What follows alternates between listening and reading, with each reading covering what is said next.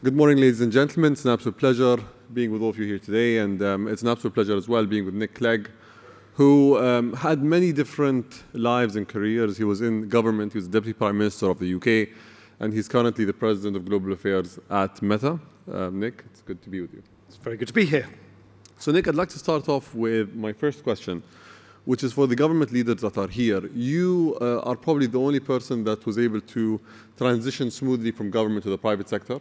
Being a Deputy Prime Minister, you are at the helm of government, if I may say so, and then you moved to a leadership position in the private sector. How was that transition? Oh, well, somewhat accidental. Wasn't planned, and I feel exceptionally lucky to be able to have made that transition. And for all of you who have made big changes in your own professional lives, you will, I think, all confirm something which I experienced, which is that doing something completely new, where you are entirely untested, is, of course, a very rejuvenating thing to do, because you have to learn all over again, which I have found a very interesting experience. And, of course, the world of the sort of ancient politics of the House of Commons and the Yaboo debates in the House of Commons is a completely different galaxy to the glass and steel modernity of Silicon Valley. And yet, notwithstanding those superficial differences, there are some striking similarities in the sense that both government, at least in my experience in the 5 years I was Deputy Prime Minister, and now my role at Meta, the world's largest social media company, you're just dealing with an astonishing versatility of different issues, many of which you can't predict, many of which you're not entirely in control of. But to that extent, I feel there is some similarity. And one of the reasons I was interested in making this transition from the world of politics to the world of tech is that I have seen in the time that I was in politics, in the UK at least, and in Europe, a very, very significant shift in mood from the political, the media, sort of cultural classes towards social media, that it sort of swung from excessive utopianism and almost idealism when social media first erupted into the world, whatever it was, a decade and a half or more ago, where social media was considered to be the solution to all of our problems, and now it's sort of almost swung the other way, and in much of the debate you'd think that it's the source of all of our problems. And of course, neither is really true. Excessive optimism and excessive pessimism, neither of which are sensible attitudes towards technology. The truth is always somewhere in the middle. And so for me, as a sort of refugee from politics into Silicon Valley, it's been very interesting to try and play a bit of a role almost as a bridge and as a translator between these very different worlds, because I think that, and I think you and your administration have been real leading examples of a wonderful combination of optimism and realism about tech, and I think that is the right mix. I think tech does offer great opportunities to the world, but of course there are always downsides which need to be mitigated. And I think if we can get away from that violent mood swing of sort of excessive utopianism and excessive pessimism, then we can really extract the best from technological innovation for us all, without, whilst avoiding those two extremes. People think of tech as a finished product, but as we see, it's a product that's currently in development, and there are so many iterations. So that's why there are problems that we discover as we go along. And our approach in the UAE is always to try to work with the relevant players to ensure that we're able to progress towards the direction that we want to go in. I'd like to move to the name of the company. So it moved from being called Facebook to it being called Meta. And it was really just a testament to your belief that the metaverse is the future, that you're going to bet everything on it. How far out is it? And how much of it is currently hype versus being something concrete that we're going to see in the near future? I think the truth is it's kind of both.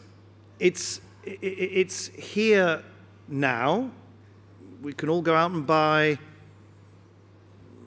the Pico headset from ByteDance, Quest headsets from Meta, and you can experience immersive VR games or fitness apps. There are wonderful virtual reality developers right here in the UAE developing medical applications, so medical students can learn how to develop their medical skills in an immersive experience. I was reading about a local content creator here in the UAE that has developed a fantastic new tool for kids at school who want to learn about Van Gogh. And they can walk the streets of the towns in France where he painted some of the most famous Impressionist paintings. You can feel and touch and almost sort of sense that environment in a way that you can't in a 2D world. So in one sense it's already here, and yet in another sense, the holy grail, which is augmented reality, where you have the world around us as it is now, and you can supplement it with digital products and services and experiences in a completely blended way, using lightweight, spectacle-like technology.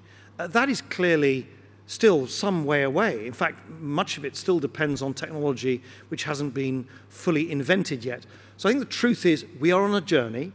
It is a long journey. It's an expensive one.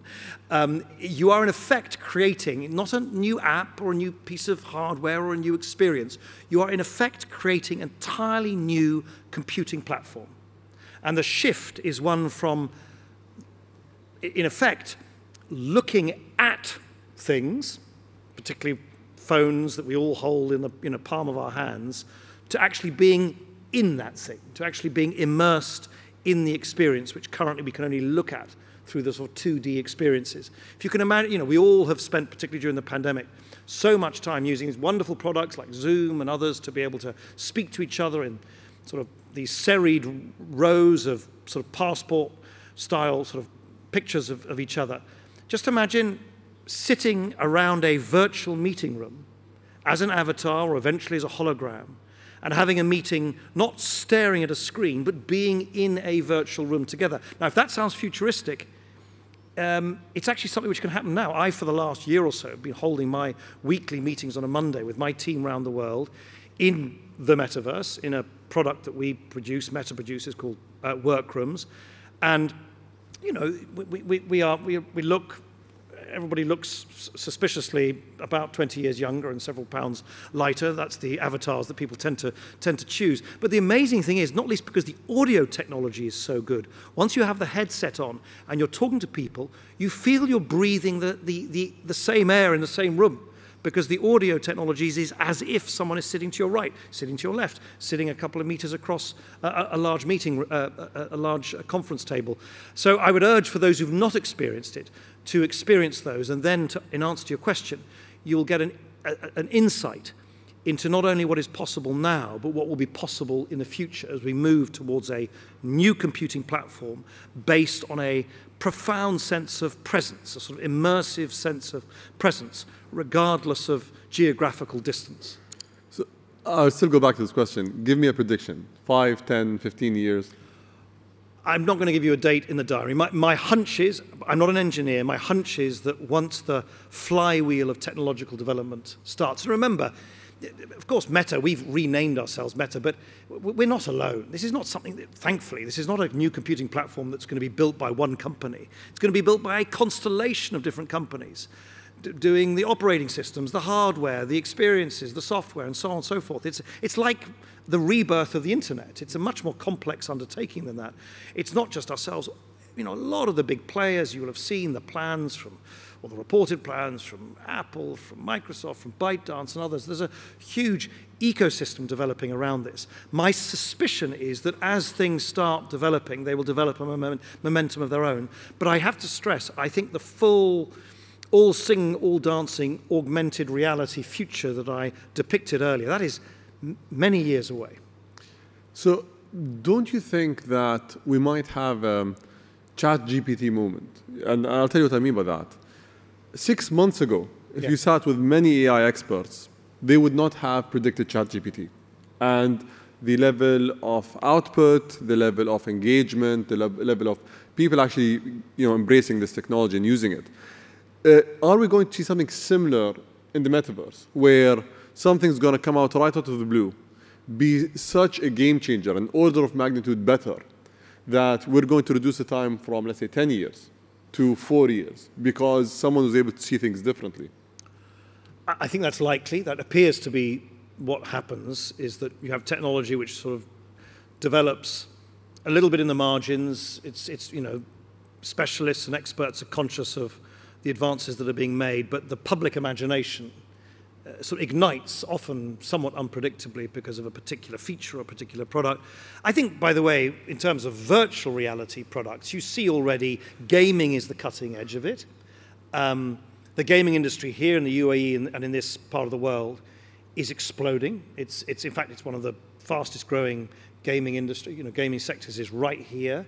And that's partly because of the enabling environment that you've been able to create here in the UAE, which I think has really fostered that. So I think gaming is a sort of early, that's where you can see early adoption. There are other use cases. Fitness apps are extremely popular because it's a fun, immersive way to do exercise. You can do a kickboxing class on the surface of the moon. I mean, that's a pretty unusual thing to do. It's a fun way to work up a sweat. But as you say, I think the kind of technology which suddenly captures the imagination and is readily used by many millions of people, I think it's often quite difficult to predict exactly how and when that will happen. But you say that experts were surprised. I think experts were not surprised that AI was able to deliver a product like ChatGPT. AI experts will tell you it's an impressive but fairly predictable use of AI because you're scouring the internet to produce these search results. I think what no one could have predicted was that it just sort of caught the public imagination as much as it does. Everyone's now playing around on it. Everyone's asking, fun questions of ChatGPT. And I see it in Meta. We invest billions of dollars in our AI capacities. We use AI systems already for a whole range of things. By the way, also just for protective reasons. So if you look at for instance, the diminution, the reduction of measured hate speech on Facebook, the prevalence of hate speech. In other words, how much hate speech can you find in terms of the, as a proportion of the total of content on Facebook? It's now down to 0.02%. I mean, that means that for every 10,000 bits of content that you might scroll on your Facebook newsfeed, you'll find 2 bits of hate speech. I wish it could be down to 0. I think it's never going to be 0. But it's been reduced by, I think, around 80% over the last 2 years because of advances in AI. Because we've been able to run across geographies, or that's just a general statistic? It's across geographies. It's across. No, sorry. It's a global. It's a composite figure. But the point is, AI is an extremely powerful tool at going after bad content that we don't want on our platforms, that users don't like to see, that advertisers don't want to see either. But also, I think then the flip side of it is also, if you think if you think about social media is so much about delight and enjoyment and fun and entertainment and doing fun things which you share with your family and friends. I think AI has huge potential for people to do creative stuff, fun stuff, to give a text or a verbal prompt for a bit of visual content, for sort of avatar content, for advertisers as well. For particularly, as you know, our lifeblood is small and medium-sized businesses. They're the ones who use Facebook to reach, often targeted, pockets of customers. I think AI over time will allow those advertisers simply just to give a verbal prompt.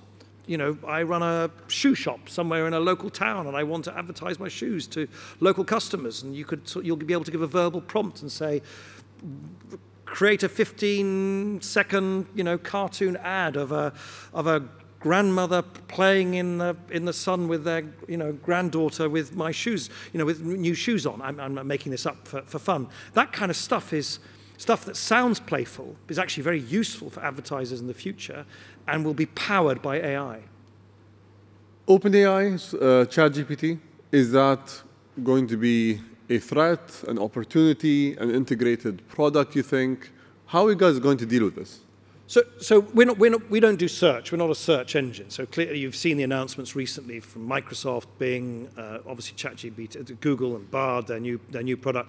I think that in a sense the race is on clearly in the search sector, but we don't really do search. No, I think we, as I say, we are a leader in AI already, certainly AI research. If you look at some of the open source research that we have developed, some of the large language models that we have developed, which, we have done some really world-beating sort of models, developed some prototype models which allow for instantaneous translation from one language into another, including into non-written languages, like Hokkien, for instance, is a non-written language in Southeast Asia. Our AI systems are now able to do instantaneous translation without having to use a pivot language through which a translation is directed. These are very, very profound shifts, which in turn will also manifest themselves in product developments, particularly through verbal and other prompts that people will be able to use on our services to create, as I say, playful, fun, useful content in the future. So I think AI is already very much integrated into our systems, perhaps more than many people appreciate. AI allows us to rank content in a way so the stuff that you see on Instagram and Facebook is most relevant and enjoyable to you. I mean, that's the remarkable thing about these social media apps. Each one of them, I mean, for those of you in the audience today who use Facebook, every single one of your Facebook feeds are unique to you. It's like a sort of fingerprint. It's completely unique to you because the order of the content that you're going to see content from your children, from your grandchildren, from your nieces, your nephews, your parents, and so on, in a way that is unique to you. That's the whole point of social media, to foster those links between family and friends. All of that is powered already by AI. If you think about it, it's an immensely complicated thing. The sea of content on the internet that could show up on your feed, and in an instant, our systems seek to try and order the content of what you see first as you scroll on your newsfeed so that it gives you pleasure, it gives you delight, it's useful to you. All of that is done through highly powerful AI systems which we've invested in over many years already. Is that a good thing or a bad thing? That each single person has a unique feed, which means someone knows what they're scrolling through, what they're seeing, what their likes and dislikes are. Like, what is the responsibility that you as companies have? And what should we as governments be doing, in your opinion? Because you were in government before, so you can see both sides of this coin. Oh, I think governments quite rightly should expect of companies like Meta and others transparency, accountability, give users more control. So on Facebook now, if you don't want the ranking algorithm to help rank the content you have, you can basically override it. You can compose your own news feed if you wish. I think we are now industry leading in terms of the amount of data that we publish about the content that circulates on Facebook, the bad content as well. What do we take down? I mentioned earlier the prevalence statistic about hate speech. We publish all of those statistics every 12 weeks along with our financial results. We give researchers access. So I think user control, accountability, transparency, so people understand how these complex systems work and have a greater sense of control over them. I think those are the things that regulators and governments should rightly expect of our industry. So Nick, we have a minute left, and I want to end with a question that's not related to Meta. Hypothetically speaking, I think Arsenal will win the Premier League. Is that the question? Well, you were able to forecast my... That's my hope, the big game tomorrow. Anyway, sorry. You're appointed Prime Minister tomorrow. Not tomorrow, literally, but like in the future. What would be your first decision as a leader of the government? Oh, where would I start? Do you know, it slightly sounds like an evasive answer. It's not supposed to be. I would... in my country, in the United Kingdom, I would restore an appreciation of and a respect for geography. Because my own view is that ever since 2016 and the Brexit referendum, the country has been enveloped by this sort of furious debate which is trying to deny geography. We are tectonically and historically and culturally a European nation, and yet we seem to have sort of fought against this. So I'd start with geography, and our European destiny. Reversing Brexit. Well, that's up to future generations. It's been an absolute pleasure sharing the stage with you. Thank you very much. Thank you.